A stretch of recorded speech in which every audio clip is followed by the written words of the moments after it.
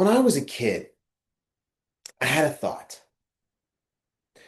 What does it mean to be a hero? Now, I know that sounds weird, but let me explain. We see so many versions of heroes in our lives. From the everyday heroes who save us from cats and trees, to fires, to natural disasters, to the enigmatic superheroes we see in popular culture. Now, what makes them heroes? Is it the suits? Is it the symbols they wear on their chests? Or could it be something more? Could it be something we just haven't thought about? And if they can be heroes, then why can't we all be heroes? And if we are, what are we the heroes of? Well, today we're going to find that out. Mr. Toastmaster, ladies and gentlemen, when I was 8 years old, I was diagnosed with high functioning autism, or Asperger's syndrome, or if you prefer the more common denomination, stage one, or level one.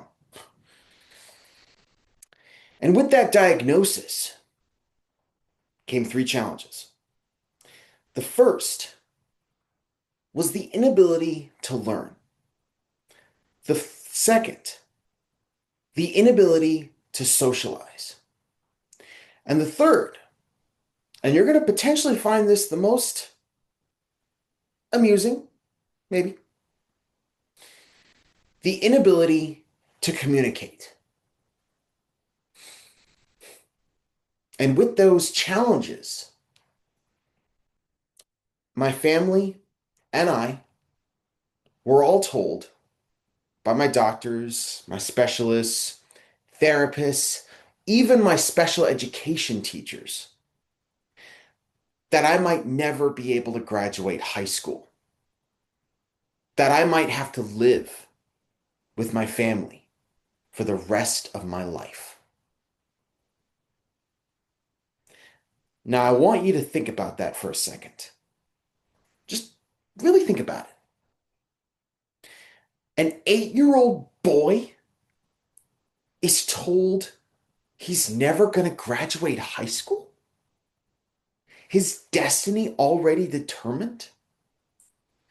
Well, imagine if this was your child and you were told the same exact thing.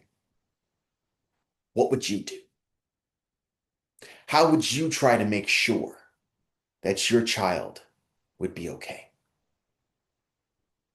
You just have to use my family as a perfect example. They made sure I would be okay. They got me into some of the best special education programs in the country. And what did I do? While they were doing all of this, I sat down in front of a TV screen and I retreated. In my mind, I was curled into a fetal position and I was crying. And that's where I was for the next 4 years of my life. I thought no one would be able to get me out. Until one day, I heard a voice and I felt a hand pull me out of that darkness. You see, when I was sitting there in front of that TV, everyone tried to bang at the door of my mind. They tried desperately to reach me, but no one could. Until my dad. See, instead of using force to get me out, he tried something else. He used a term that he called slipstreaming. He sat down with me in front of that TV and he would watch me absorb everything that I was seeing. He then started to ask me questions. For example, Nate, what's going on here? Or, Nate, can you tell me who that is? Or, Nate, why is this character screaming? And instead of responding with silence, I responded with complete sentences. The walls had shattered. You see, when I sat down in front of that TV screen, I wasn't just retreating, I was consuming, I was learning. The characters on that TV screen, they became my friends, my teachers, my mentors.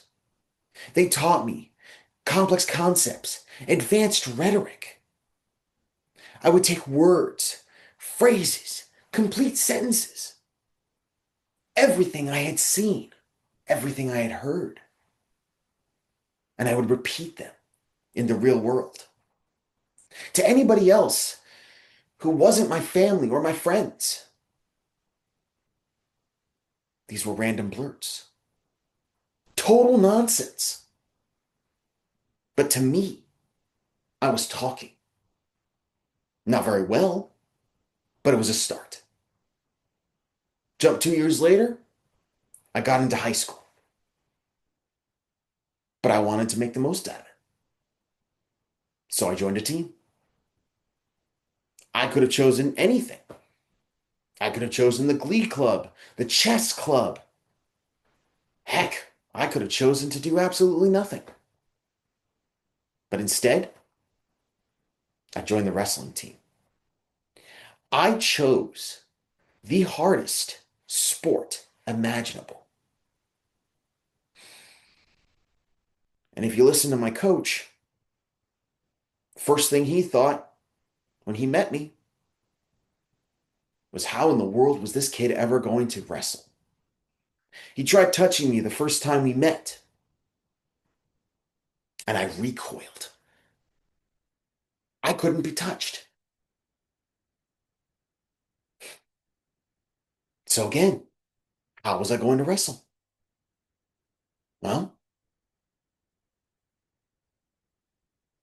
I just did it. And it was the best decision I ever made.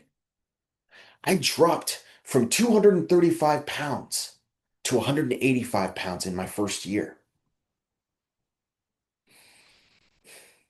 Sadly, it didn't last long. I had an accident. I had to quit. C'est la vie.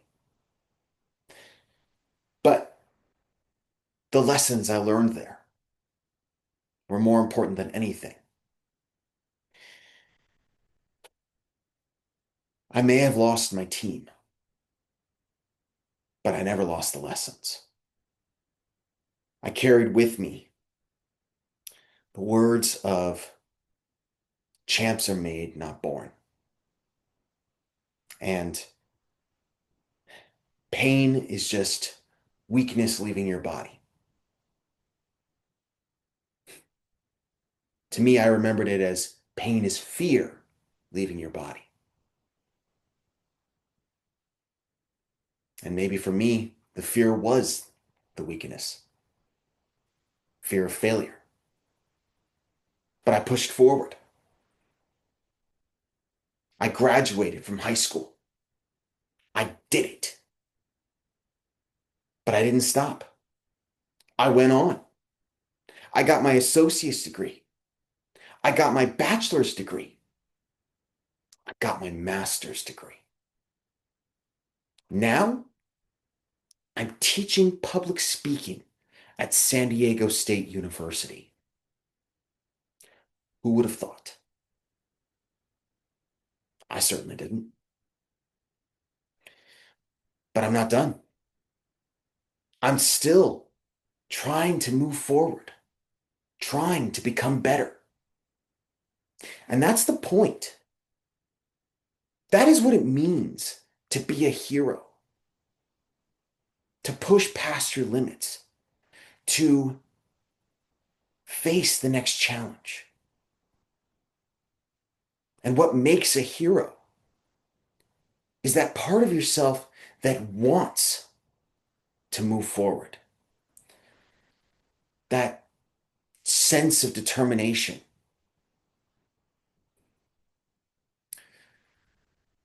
So, friends, keep going, keep moving forward, and ask yourself this question: how are you the heroes of your own story? Thank you.